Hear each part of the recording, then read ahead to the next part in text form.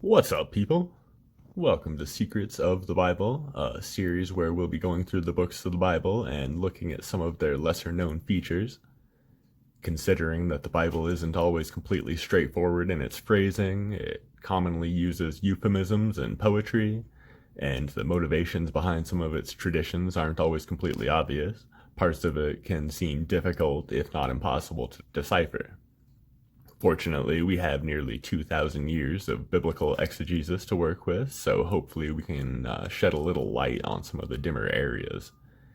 In the process of doing that, I'll be using both Christian and Hebrew Bible commentaries, as well as the works of various historians from time to time. As those differing perspectives will almost inevitably contain significant bias, I'll be doing my best to filter that out when necessary, compare and contrast major points of scholarly divergence, and highlight areas of greater consensus. I will be examining each of the canonical books in order and moving through those books chronologically, or at least as much as possible. So, starting off with Genesis, a book with remarkable points of interest sprinkled throughout its 50 chapters. The title itself is a Greek approximation of the original Hebrew name for the book, Bereshit, translated as "in beginning." The earliest complete manuscript we have of Genesis is known as the Leningrad Codex, which was composed in 1008 to 1009 AD, and the earliest fragments we have of Genesis come from the Dead Sea Scrolls, with authorship estimated at 200 BC to 50 AD. Genesis is thought to cover some 2,200 to 2,400 years of human history, with the time span recorded in the first 11 chapters alone being roughly equal to the rest of the Bible combined. The book is traditionally ascribed to Moses and accordingly thought to have been written around 1450 BC, while others have proposed that multiple authors are responsible, potentially including the Bible's King Solomon, writing in the 10th century BC, and Ezra in the 6th.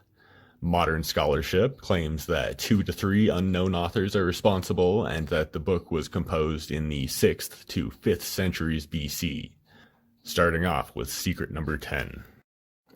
Astrology, Genesis 1:14. And God said, "Let there be lights in the firmament of the heaven to divide the day from the night, and let them be for signs, and for seasons, and for days and years." Now, this one can seem completely innocuous if you're not looking out for it, but this verse is referring to the creation of stars, and more specifically to constellations, and the key phrase here is, "and let them be for signs." Now, signs can seem a little vague, but Hebrew, Christian, and secular scholars agree that this is in reference to the zodiac. And given that God speaks of the constellations in Job 38, 31 through 32, and how often practices of divination turn up in the rest of the Old Testament, there's little reason to suppose that the interpretation may be inaccurate. It might seem a little odd for God to be endorsing astrology, but given Joseph's astronomical dreams and interpretations later in the chapter, it may not be so out of place. Astrology has been a major component of human culture and history since long before we started recording it, and while astrology may currently be at its least popular point ever, there are still countless people who swear by it, and given Genesis 1:14, that may not be so outlandish. Number 9. Multiple gods. Now, moving on a few verses, we find a particularly controversial point at Genesis 1:26, which starts with, "And God said, let us make man in our image, after our likeness." And the major question here is, who exactly is God talking to? Adding to the intrigue is that this is not the only instance in Genesis where that question comes up. In Genesis 3:22, after Eve and Adam eat the fruit that gives them knowledge of good and evil, God says, "The man has now become like one of us." The curiosity appears again in Genesis 11:7 at the Tower of Babel, where, fearing that humanity may become too powerful if allowed to achieve complete cooperation, God states, "Let us go down and confuse their language so they will not understand each other." Now, whole barrels of ink have been devoured in explaining these passages, with some claiming it as Old Testament evidence for the Trinity, others claiming it as a throwback to ancient Semitic polytheism, others claiming that God is talking to angels, and still others claiming that God is merely talking to himself, demonstrating prominence by using the plural instead of the singular. Considering that just about everyone approaches these verses seeking to affirm their preconceived notions, it's just about impossible that we'll ever reach consensus on the exact meaning behind these passages. Number 8. Multiple authors. Following the creation story of chapter 1 and the first few verses of chapter 2, we're offered a second, potentially conflicting account of creation starting in chapter 2, verse 4. Now, those who hold that Moses was the sole author responsible for Genesis explain the second creation story as merely being a poetic rendition, with differing aspects of the same process being emphasized. In contrast, others contend that these are, in fact, descriptions of creation as offered by two different authors, and they support that perspective by pointing out that the first creation story refers to God as Elohim, translated as the Mighty Ones, and depicts God as being more ethereal, while the second creation story refers to God as Yahweh, also known as the Tetragrammaton, and offers a more anthropomorphic version of God. Those who support the multiple author perspective also often point out that there are 3 instances in Genesis where wives are instead claimed to be sisters, and 2 instances of Hagar being banished to the desert. Number 7. Nephilim. Jumping ahead to Genesis 6:4, one of the Bible's more mysterious secrets makes an appearance. The Nephilim were on the earth in those days, and also after that, when the sons of God came in unto the daughters of men, and they bare children to them. The same became mighty men, which were of old, men of renown. Now the hoaxes and conspiracy theories spawned by this verse have spanned centuries, and the explanations offered by biblical scholars stem from every possible perspective. While there may be little agreement on the verse's context, there are at least a few interesting points where scholars do see eye to eye. The first of those being that the Nephilim are not the same as the offspring of the sons of God and the daughters of man. The Nephilim are said to have predated those offspring and are an altogether different fantastic organism. While Nephilim is commonly thought to extend from the Hebrew word Nephal, translated as the fallen, and is commonly extended to indicate the fallen angels, the definite origins of the word are unknown, and its association with Hebrew is purely speculative. The second issue here is that the Nephilim seem to have somehow survived the biblical flood. The Nephilim appear again in Numbers 13:33, indicating that they somehow still existed following the flood said to have been survived exclusively by Noah and his family. Number 6. Drunk Noah. Following that global flood, we encounter an often misunderstood story about Noah. As the Noah family is in the process of rebuilding civilization, Noah plants a vineyard and proceeds to make some wine. Now, some explain this as being the first wine ever to be produced, absolving Noah of any responsibility for getting floored off his homemade hooch. While that part may not be so absurd, the following verses are where some of the confusion steps in. In Genesis 9:21 through 22, which states, "And he drank of the wine and was drunken, and he was uncovered within his tent. And Ham, the father of Canaan, saw the nakedness of his father, and told his 2 brethren without." And part of the issue here is that where it says he was uncovered can make it seem like someone stripped Noah nude, but the line is more literally translated as he uncovered himself. So, Noah got drunk and lost his pants. These things will happen. The issue with Ham comes from a couple different angles. First off, it was a transgression to even enter the tent without being invited, something an incapacitated Noah was unlikely to have been capable of. Second, Ham derides Noah to his brothers, further failing to demonstrate the proper respect, essentially being the rough modern equivalent of taking a permanent marker to your passed-out grandpa after a few too many highballs. There's further opportunity for confusion when Noah wakes up and in his hangover fog, quote, knew what his younger son had done unto him, and goes on to curse him for the following 3 verses. That can make it sound like Noah was immediately aware of Ham's behavior, but it may be more accurate to say that Noah found out what his younger son had done to him, likely after inquiring why he had been covered with a garment that wasn't his.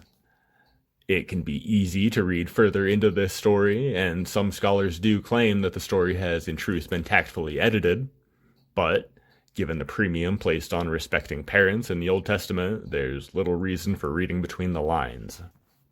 Number 5. Drunk Lot. Genesis 19:32. Come, let us make our father drink wine, and we will lie with him, that we may preserve seed of our father.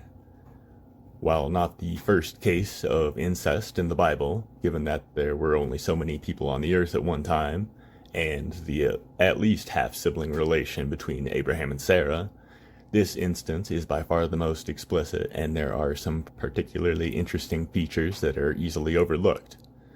To place the story in context, following the transformation of Lot's unnamed wife into a pillar of salt, Lot flees with his 2 daughters to a cave in the mountains, likely being unsure of just how far God's wrath would extend, considering that Noah and his family were the only survivors the last time Earth was being cleansed of iniquity. God may have promised not to flood the earth again, but quite conspicuously did not say a word about fire.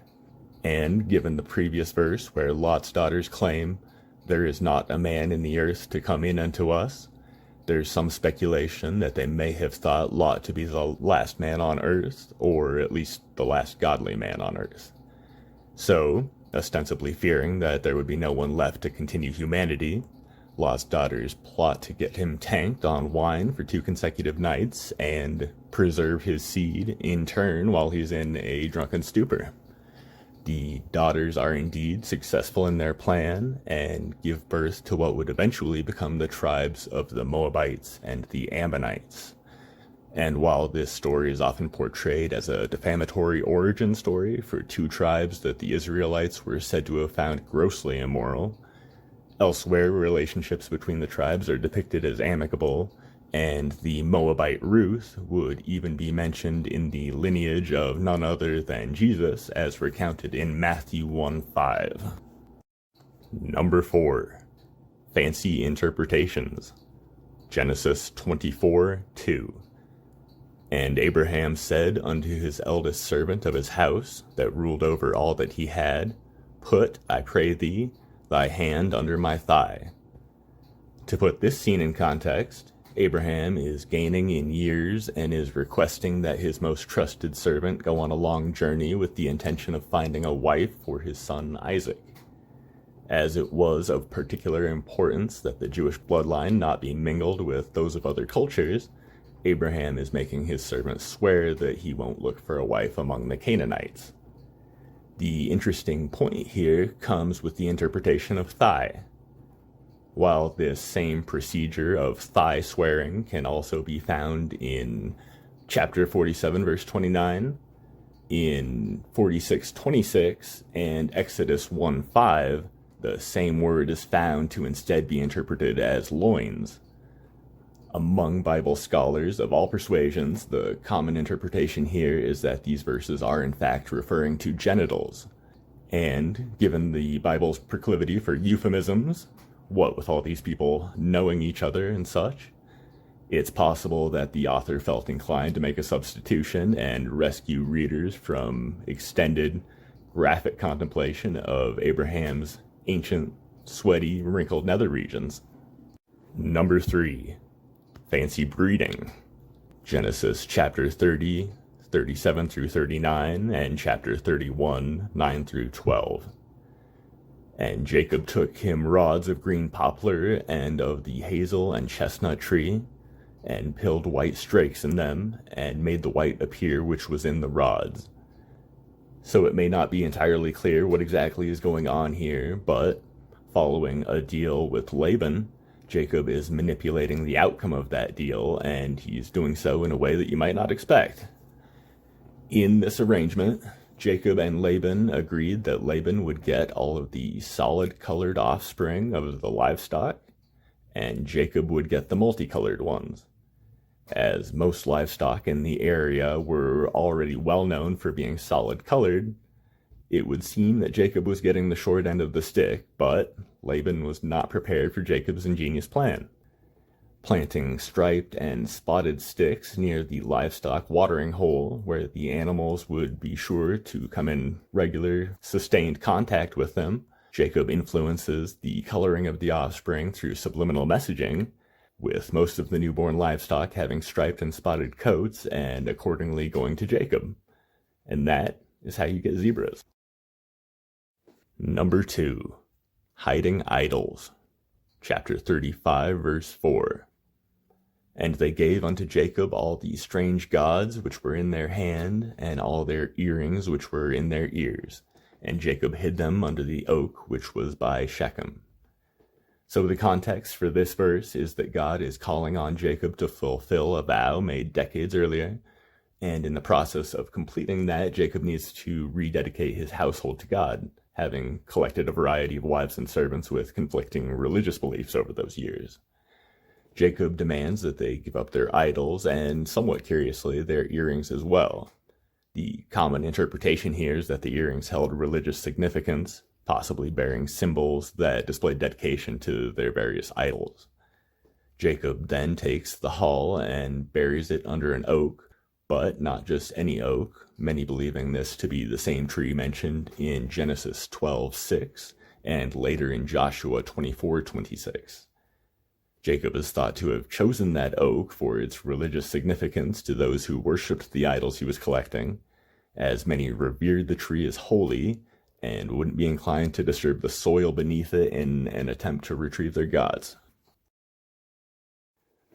Number 1. 150 miles. Genesis 37:14. And he said to him, Go, I pray thee, see whether it be well with thy brethren, and well with the flocks, and bring me word again. So he sent him out of the vale of Hebron, and he came to Shechem. So in this verse, Jacob, the grandson of Father Abraham and of Jacob and Esau fame, is sending Joseph and his multicolored coat to Shechem to find his brothers and check on the flock. And that all may sound relatively innocent, but looking at the context, that was a bigger ask than it may appear, and it would seem all to satisfy Jacob's curiosity. Now, the journey to Shechem is estimated to have been 60-ish miles or so, except that it turns out that Joseph's brothers were not in Shechem, they were in Dothan, adding an extra 12 to 15 miles to the trip. So this 120-ish mile journey may have turned into 150 miles round trip, roughly 2 weeks of travel over inhospitable terrain. Now, Joseph was on his own, and while he was surely capable of defending himself, there's evidence that he wasn't accustomed to the same level of violence as his brothers. And why would he needed to have defended himself? Well, aside from the ravenous beast seemingly stalking the land, his brothers had committed a massacre in Shechem, killing the men, plundering, enslaving women and children.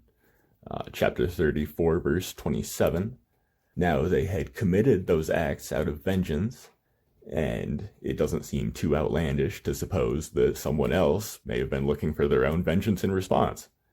So, knowing that Joseph's brothers despised him, and knowing the horrors that Joseph's brothers had committed in Shechem, Jacob may have been placing Joseph's life in considerable danger, which may add a new dimension to the intense mourning we see from Jacob upon learning of Joseph's supposed death, as not only had he lost his favorite son, but he may have been experiencing immense guilt for having sent Joseph on a particularly dangerous mission.